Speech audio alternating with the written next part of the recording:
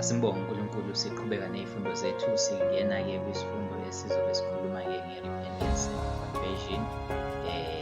Sibonga ukuthi-ke sisaqhubeka ukuze kube la sihamba ndawonye ngamandla uNkulunkulu asinikeza wona, kungeyona intando yethu. Ukusho nje kafushane nje, akunzima bazalwane, akunzima ngempela, akunzima engihlangabezana nabo. Omunye umuntu angaze abone ngathi yonke into iyafana. Cha, hhayi, kunzima impela. Ungasebenzi izinto zingasebenzi ungaluleki, ungawusazi ukuthi kumele wenze njani. Uyeke noma uqhubeke, umane nje uphindele emuva awusabona. Right, siyambonga-ke uNkulunkulu ngalokho. Sizoqhubeka-ke ney'fundo zethu. Sizobuka lana ukuthi-ke izothi incwadi, as witnesses for Christ we are to tell what we know, what ourselves have seen and heard and felt. If we have been following Jesus step by step, we shall have something right to the point to tell concerning the way in which he has led us. So la siyathola ukuthi-ke enye izinto ebaluleke kakhulu ezintweni zonke ukuthi-ke sibe namava ezinto kumele siyikhulume thina ngokwethu, ngendlela esimele sihambe ngayo nokuthi abanye abantu bahambe ngayo nje. Njengalezi iy'fundo ze-conversion, they are dedication of my experiences and partly izinto engihlangabezane nazo empilweni yami, ngizama ukuba ngisondele ubuhlungu ney'nyembezi nokukhala ukuthi abantu baphikise noma bangayizwa into ohlangane nayo, ukuthi bangakwazi ukubona ukuthi kunani empilweni yabo. Kodwa uNkulunkulu emuhle, sahambile nathi kuzamilanga, sesinike lo suku ukuthi-ke sibone ukuthi uJehova thokozile yini ngathi. Ibisithi yona-ke, we can tell how we have tested his promise and found the promise true. We can bear witness what we have known of the grace of Christ. This is the witness which our Lord holds, and for want which the world is perishing. So-ke kuningi ekudesidinga ukuthi sikusho ngamava, sikusho ngoba kuyinto ephila ey'mpilweni zethu, ngoba kuyinto uNkulunkulu afuna sikwazi ukuyidlulisela kwabanye abantu. Isisebenzele thina, sinamava ngayo. Akwazi ukuthi-ke ule spiritual, wenza abantu babe spiritual ngaphezu kwakho. Yebo, kuzokwenzeka lokho, kodwa-ke lokho kwenzeka kuphela uma umoya kaNkulunkulu usebenzisana nawe, uNkulunkulu ekusebenzisa ekuyena okwazi ukuthi wena ugcina la, kodwa abantu abazemuva kwakho bazokwazi ukudlula baye phambili. Ngezinye zezinto-ke ezibalulekile ukuba sibe nazo-ke. Sibuka-ke u-Isaiah 58, sobona ukuthi-ke la u-Isaiah 58 singahlukanisa noma sibone-ke iy'nhlobo ey'ntathu, iy'nhlobo ezine zezoni esingayithola la ku-Isaiah 58, ngoba sikhuluma nje nge-repentance. Ibisithi yena, in the time of the end every institution will be restored. Siye sasifunda-ke lesi sisafuno ukuthi-ke zonke iy'sekelo kumele zimiswe kahle. Ithi the bridge made in the law at the time the Sabbath was changed, but at the time the Sabbath was changed by men is to be repaired. God's remnant people standing before the world as reformers, but to show that the law of God is the foundation of all enduring reform, and that the Sabbath, the fourth commandment, is to stand as the memorial of creation, a constant reminder of the power of God. In clear, distinct lines, they are to present the necessity of obedience to all the precepts of the Decalogue. Constrained by the love of Christ, they are to cooperate with him in the building up of the waste places. They are to be repairers in the bridge, restore the paths to dwell in. So la Isaiah 58 usinikeza an interesting aspect, ngoba chapter 58 no chapter 59 into eyodwa kubambene. Ngalana uNkulunkulu ikhuluma ngey'nhlobo ey'mbili zabantu, khona abantu aba-right nabantu ababi behlangene ndawonye. Ku-chapter 59 abese ekhuluma ngokuthi laba babi kuzokwenzakalani kubona. Sesithola nje it's a prophecy, chapter 59 verse 58 kuthiwa ekhuluma ngesikhathi sey'nsuku zokugcina. Chapter 58 simazi kakhulu as a chapter which has to do with the medical missionary. Now la okuhluphayo noma okubukeka kuthandwa ukuthathekisa ukuthi-ke laba bantu okuyibona abako-medical missionaries, they are divided into 4 types of sinners. Okay, so-ke singakadluleli phambili ama-institutions abalulekile-ke akumele abuyiselwe. One of them is marriage, one of them is home marriage, enye isabatha, enye is education, enye is medical missionary, enye is the righteousness of Christ. Maningi nje ama-institutions that they must be restored to their foundation, but we can pick up the two as they were the institutions that were well known, given to men before the fall, and they came out. La amanye they are more like an explanation of these two institutions. So again, we have the first group of sinners, which is those that are sinning through ignorance. So we have people who are sinning through ignorance. They are poor, the poor who are in need of the materialistic things. They are naked, they have no righteousness kaJesu Kristu. So being poor, they don't know. They need someone who's going to make them rich in faith, rich in good deeds, rich in the knowledge of God, rich umateo uthi blessed are the poor. Okusho ukuthi-ke there is a blessing when a person is poor, because there is an opportunity for him ukuthi into emenza ingamenza suke from one state to another in a progressive manner to a better position. Ifika ayamkele, then impushe towards the other. But it's a pity when people are poor and there's nothing that is coming. So when people are ignorant and people are poor, kukhona abantu who are doing the medical missionary, who are doing the work of the last end, and abantu bangaphenduki, that's a sign ukuthi kukhona okumele kungahambi kahle. Let's make the argument. Let's say I don't know how much abantu abayelizwe in South Africa, let's say for argument's sake it's 57 million. If there's 57 million, how many millions are Seventh-day Adventists? It's amazing that we don't even get to half a million. So if there is not 500,000 Seventh-day Adventists, the question is, where are the Seventh-day Adventists? So it means the Seventh-day Adventists are sinning through ignorance. They are poor as well as naked as the people that they are supposed to help, who are poor and naked. Jengabo. And nabo futhi is nothing, just we being the abantu, so we are just poor and naked. Yet we want to go out there and help abantu to be ukuthi babe right.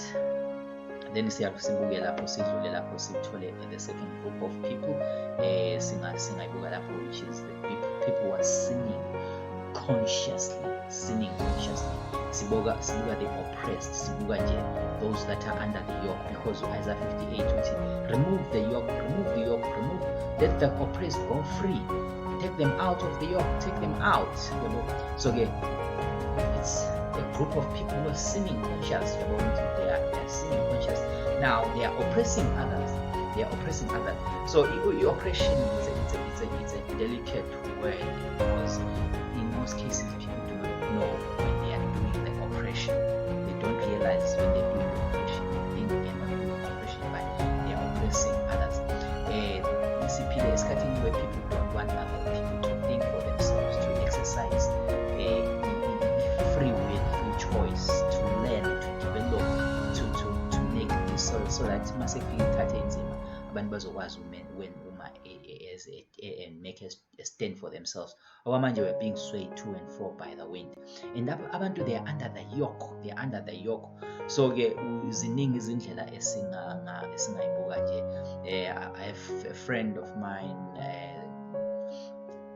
Peter Gregory, he has wonderful sermons about the yoke, about Isaiah 58. I would encourage you to abantu Bible lezo injumayelo zo-3. Ngicabanga ukuthi zithi zona, what is the chapter? Kodwa ungathi Peter Gregory, Isaiah 58. I think there are 3 sermons there. They are very well packed. Ungathola okuningi lapho. So the second group of people is sinning through ignorance. Then bese sibuka the third group yabantu ababonayo, which is the oppressors. What was the second group? Those that are sinning consciously, they oppressed. So they are sinning, they know that they are being oppressed. So that's why they are conscious. They know they're being oppressed. So they're looking for liberation. So we oppression, we are under, we have to hold short. Many people can obey and submit to taskmasters, but they can't influence them, and they are under the yoke of these are conscious, they can sin, they can obey. Now the oppressors as a nation that did righteousness and forsook not the ordinances of their God. So uThukulunkulu, they seek him as a nation. They come to inquire of the law of God as a nation that did righteousness. Angazi ukuthi singayibuka kanjani lento ukuthi ke abantu who think they are doing righteousness, they go and approach God as a nation that does righteousness and forsook not the ordinances of their God, yet they are oppressing others. They are oppressing others. La enye izinto engeke ngibone kuma ministries ukuthi ke we can't work together, we can't pray together, we can't put everything on the table and siqala ukusebenza onemali uyena oshaya u5 yabo kwenzeka ezakhe izinto khalela izicathulo. We don't negotiate. It's mine and you do as I did. Uyabona yena that's ayisebenza indaba spiritual gifts and well, there are many. I'm not condemning or saying anything against, to be honest. There are good things about things because you can't just take everyone. It just mess you up. Then they will be having many opinions and do this and that. It's a good thing. It's a good thing. At some stage, but it's bad at the same time because it overlooks what our principles of running an institution ought to be. So they seek me daily, they delight to know my ways. So they oppress, at the same time they seek God daily and delight to know God's ways. At the same time they are oppressing others. They ask me of the ordinances of justice. At the same time, they are not doing justice. They are oppressing others. They are putting the yoke upon others. They take delight in approaching God.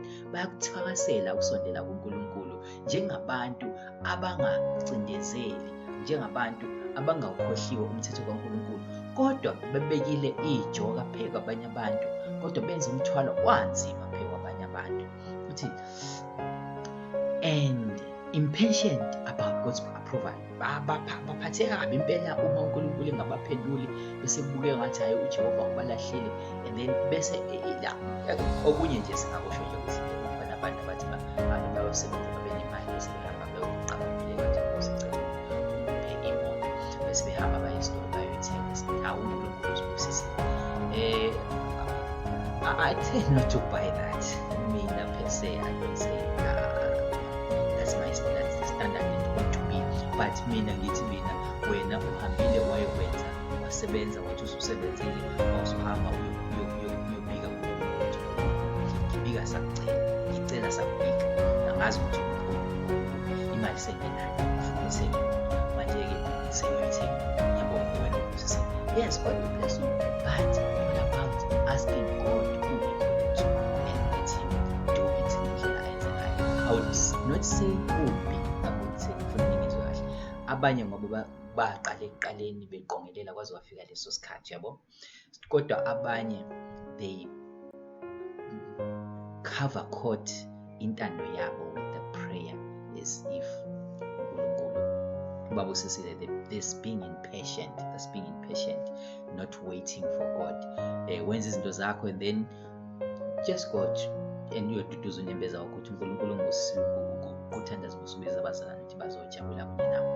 That is wonderful, that is interesting. They say ukuthi they question God's lack of notice. Inkosi awuboni ngani sesile kangaka, uboni ngani?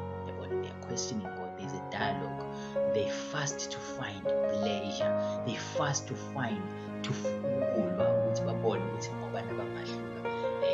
It's a competition, yabo. Kwenza ukuthi siqale ngobani. Labantu abafuna ukwamukela ukulalela nami sisayenza nje ezangcono. It's based on wrong motive. Ebandleni banqhubeka thatha zobatshengisa-ke bese-ke usuqala-ke manje ukuthi ukhulume izinto ezokitaza-ke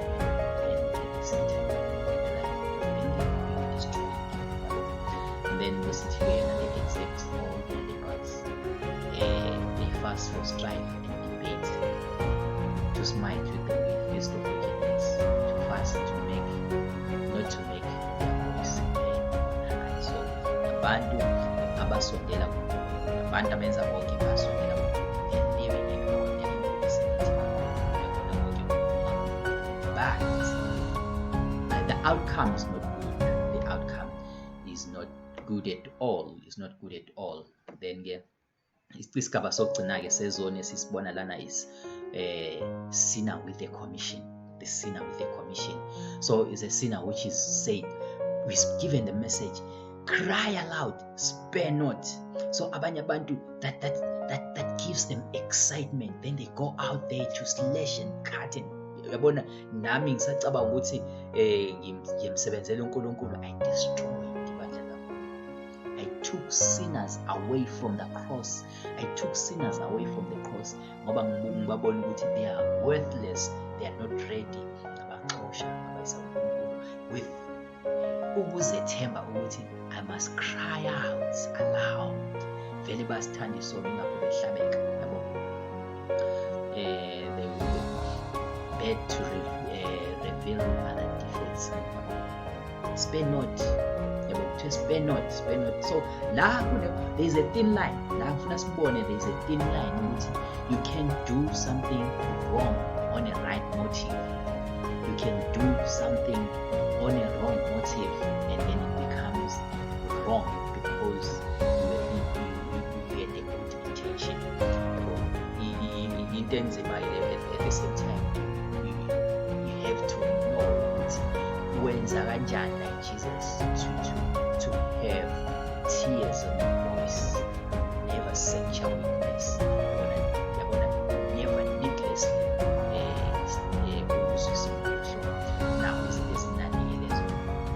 to understand the message and present very clear, to present very clear, it's very clearly,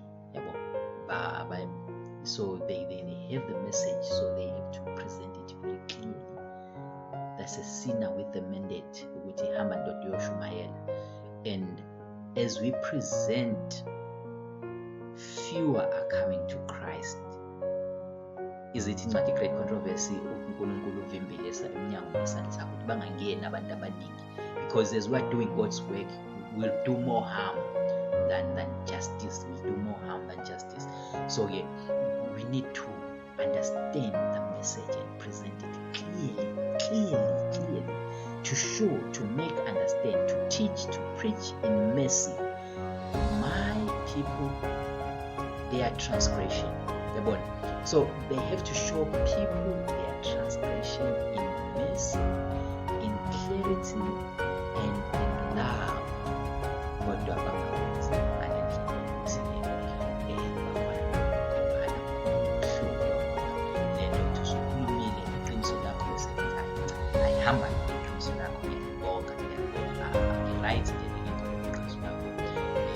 It's okay, fine. Abanye bazokwenza lokho.